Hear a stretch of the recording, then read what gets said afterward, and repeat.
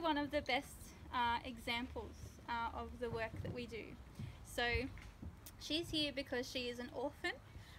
Her mother was unfortunately hit by a car, and that is how most of the baby wombats come to us. She was very small when first found, actually fit into the palm of your hand, and she was taken into care with a registered and very experienced wildlife carer who basically did all the hard work.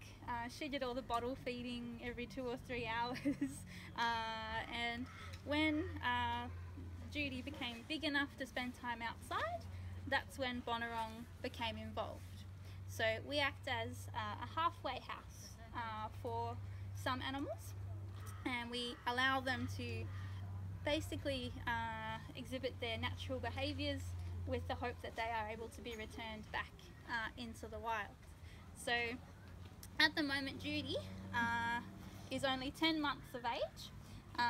She's going to be here for at least another 12 months at least, and that's because they actually don't leave their mother in the wild until they reach the age of 2 anyway.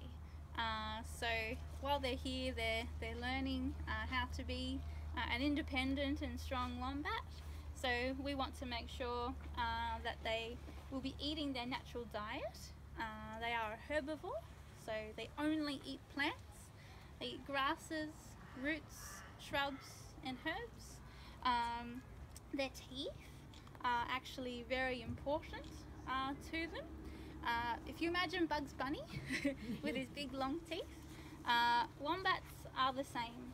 They have those front incisors that have no roots connected to them, and then they actually have no roots connected to any of the rest of their teeth. So they continue to grow throughout their whole lives, and that's a really clever adaptation because it means with the food that you're eating that wears them down, they can just be replenished. So they actually live the longest out of all Australian marsupials, reaching around 25 to 30 years of age. It's very impressive. It's more than double most other species, and it's just because they've got their teeth growing all the time. Now the other thing we want to make sure that they can do is build their home. Now they are a burrowing animal, so they make their home under the ground, and the girls have been digging under the plant back here. There's a tunnel that leads underground, so they're starting to practice, and that's exactly what we want to see. In the wild, their burrows are super important to them. They not only provide somewhere safe to hide from a predator, but they also allow the wombats to warm up or cool down by going between different levels underground. So you're talking potentially to depths of around 3 or 4 meters, and then they can be 20 meters long at their biggest expanses as well. They'll even have different chambers that they use for different purposes. So there might be a bedroom and a bathroom and somewhere that they eat, like a kitchen. So they're a very intelligent animal as well. And the last thing we want to see from them is aggression. So right now she's still very cute. She's very cuddly. She doesn't mind attention, and in fact they require it at a young age. If they don't receive it, they don't put on weight, they become very depressed, and it can be detrimental to them. So we have a very lucky role being able to feel that. But it doesn't matter how much we cuddle them, how much we play with them, eventually they all turn, and they actually become the most aggressive animal that we have in the park. They start charging at us, they chase us, they bite us, to the point where we actually look forward to saying goodbye to them. It's not nice having a 20-kilo wombat coming barreling after you at 30 kilometers an hour and jumping up and biting behind your legs. So no, we definitely appreciate them as an animal, but look forward to seeing the rear end of them. The other thing that they can sometimes display here, but is more of a defense mechanism to a predator in the wild. Do any of you know what it is by chance? How the wombat defends themselves? No? So the most interesting part of the wombat is its rear end.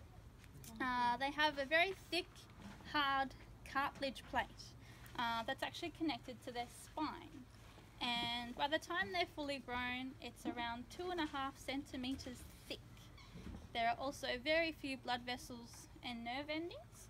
So if they were to be bitten, they don't feel a lot of pain, they don't bleed very much, and the predator just can't get a grip on that area. So effectively, they use it as a door to the burrow. If they've been chased, they'll run home and they'll block off the entrance. Now, wombats, if they are attacked, have very short tempers.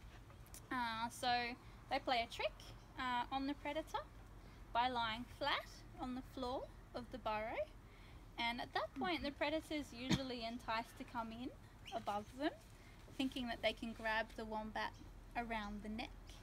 And when the wombat senses that happening, they just think, no way.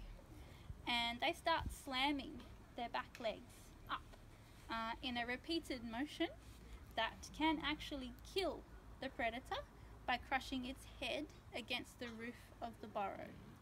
So you're talking an animal that can grow up to 40 kilos in weight and be almost 1 meter in length. So she's a quarter of her potential size at the moment. Lots more growing to do. Now, do any of you have any questions at all? Yes?